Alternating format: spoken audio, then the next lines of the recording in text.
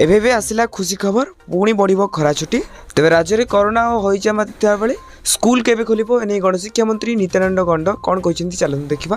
तो देखिए पूर्व आप चैनल को प्रथम थर आसते चैनल को सब्सक्राइब कर दिंतु। आ हाँ वीडियो को लाइक करे सहित डिस्क्रिप्शन लिंक अच्छी जाकि टेलीग्राम चैनल में जॉइन जातु।